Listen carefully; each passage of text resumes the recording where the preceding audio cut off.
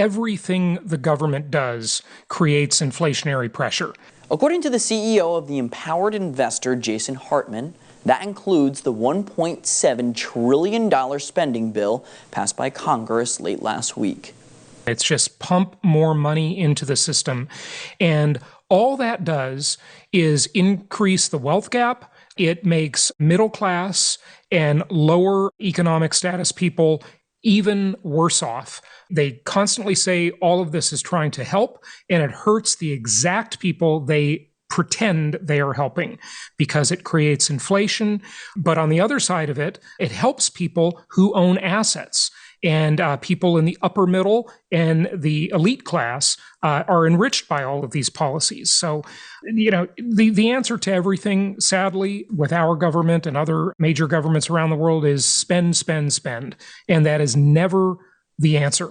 It's exactly the opposite of what needs to happen. The government needs to become more prudent and more fiscally responsible. The omnibus bill was only one component of large spending expenditures by the federal government under the Biden administration.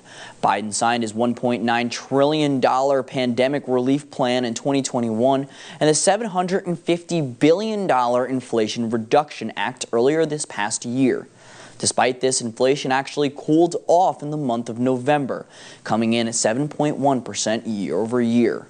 Those numbers are so misguided, and the real inflation rate, we all know because we all live a real life, and we know that the real inflation rate is much higher than they're telling us.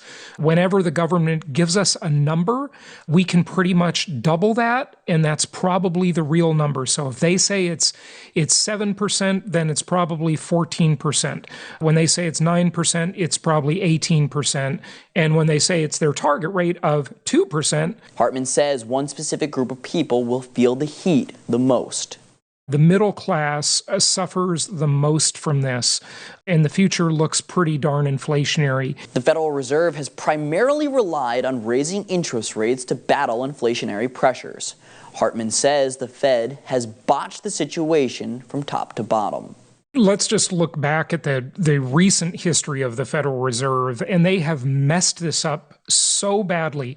Chairman Powell should have raised rates much sooner and much more gradually. Unfortunately, he pretended inflation didn't exist for way too long. He kept using the famous T word, transitory, transitory, transitory. We all heard that a million times come from his mouth, and he ignored it. And while inflation was brewing, all of those pressures were building up in the economy. He blamed it on the supply chain, which, to be fair, was partially true, but he should have cooled the economy much, much sooner. So they have really messed this up. And now they have backed themselves into a corner that may be impossible to come back from, because they're raising rates. We've seen the most severe interest rate hikes, maybe in all history. I'm not exactly sure of that, but certainly modern history. And it's been a real shock to the economy, and it is not going to end well. Hartman says the best thing for people to do is to take measures to protect themselves from inflation. One way, he says, is to buy food in advance, because he doesn't believe inflation is going anywhere anytime soon. Daniel Baldwin, One American News, Washington.